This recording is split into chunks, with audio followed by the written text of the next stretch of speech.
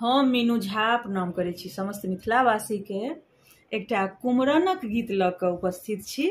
ओहि कुमरन काल में जे डहकन होइए से गीत संग दऽ रहल अछि श्रीमती ललिता झा। धन्यवाद। जय मिथिला, जय मैथिली।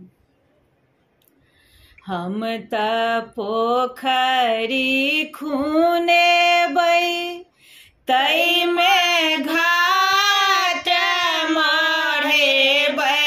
हम त पोखरी खुनेबै तै में घाट मढ़ेबै।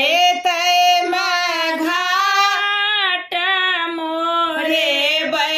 ननदो आयल करिहा ओहे रे पोखरिया में। ननदो आयल करिहा ओहे रे पोखरिया में।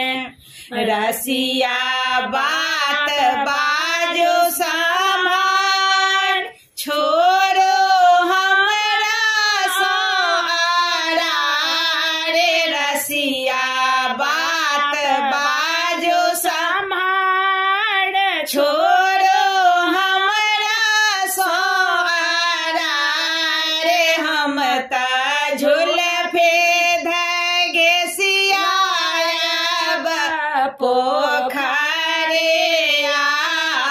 में। हम त झुलफे धगेसियाब पोखरिया में। हम त कोठबा उठेबै तै में खेर के लागेबै। हम त कोठबा उठेबै तै में खीर के लागेबै।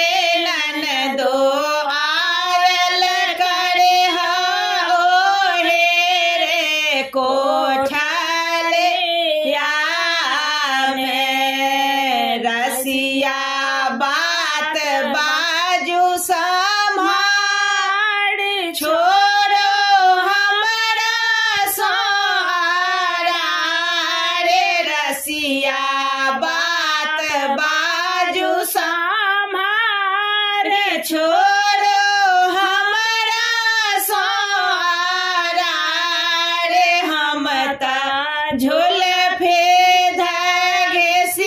धगेसियाब कोठलिया में। हम त पलंगा लगेबै तै में तोशक ओछेबै।